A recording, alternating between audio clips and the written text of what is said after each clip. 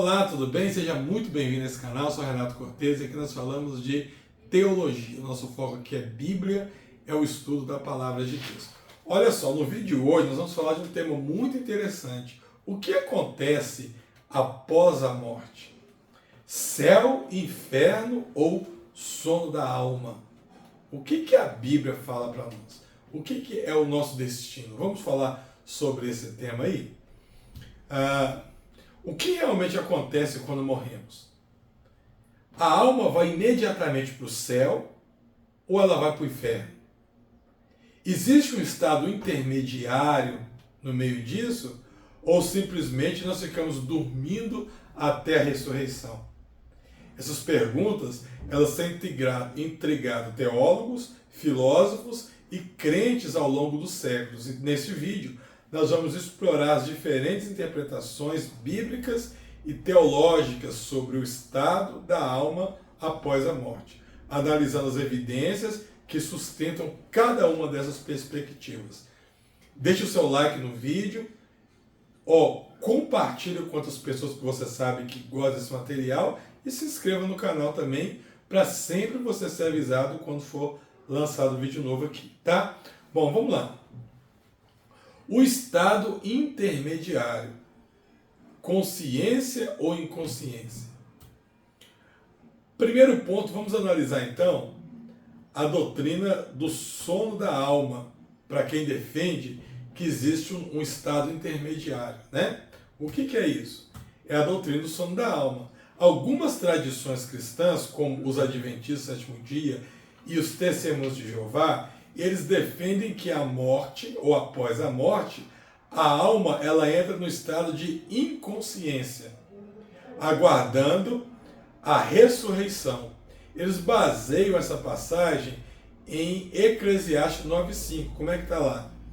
Porque os vivos sabem que hão de morrer, mas os mortos não sabem coisa alguma. Essa visão sugere que a consciência que não há consciência após a morte até o julgamento final. Então eles acreditam que a pessoa morre, após a sua morte a pessoa ela fica dormindo e a sua alma também fica no estado inconscientemente até o momento do juízo final, onde essa pessoa irá ressuscitar para o julgamento do trono branco. Mas eu acho essa visão muito perigosa. Por quê? Porque o próprio Jesus, ele disse que na morte, né, a pessoa fica consciente.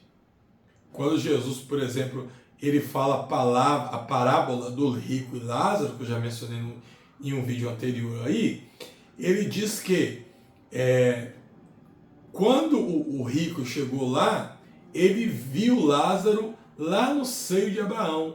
Lázaro estava num local que era separado por um abismo entre eles, mas ele ouvia Lázaro e via as coisas que estavam acontecendo, e ele tinha consciência, porque ele pediu para que Lázaro voltasse à vida para alertar os seus irmãos. Ou seja, quando analisa essa palavra de Jesus, fica incongruente eu querer dizer que tem um estado intermediário chamado de sono da alma, que a alma está dormindo. Por quê? Porque, segundo a fala de Jesus, o homem ele está lá consciente. Tá? A visão tradicional é que a alma então, ela está consciente.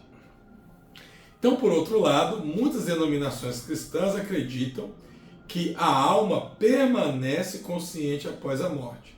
A parábola do rico e Lázaro, lá em Lucas, ela é frequentemente citada como evidência da consciência após a morte, onde ambos personagens estão conscientes e em seus respectivos destinos. Né? Então aqui eu não tenho nem o que comentar.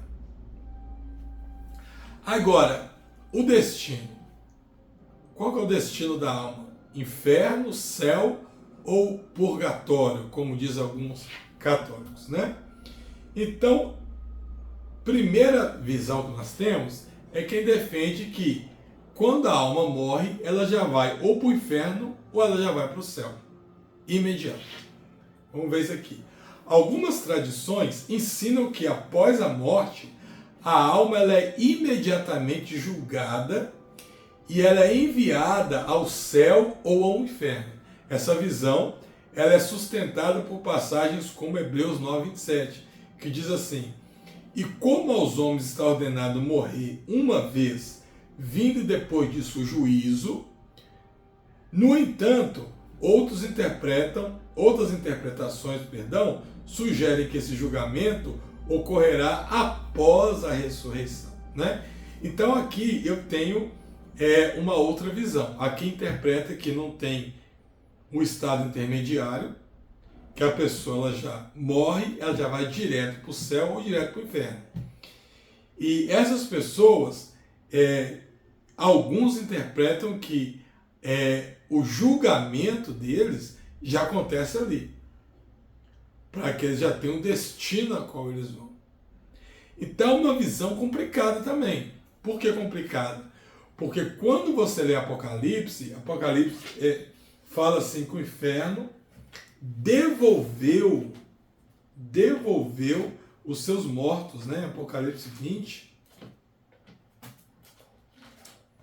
É assim que está lá, devolveu. Ó, cadê aqui? 24. Então a morte e o Hades, lembra nós estudando que Hades é o local dos mortos, né? E deixa eu ver se é aqui. No versículo 13, perdão. O mar entregou os mortos que nele havia, e a morte e o Hades entregaram os mortos que neles haviam. E só depois deles entregar, aqui ó, e cada um foi julgado de acordo com o que tinha feito. O que dá a entender isso daqui? É que o julgamento ele vai acontecer lá no último dia.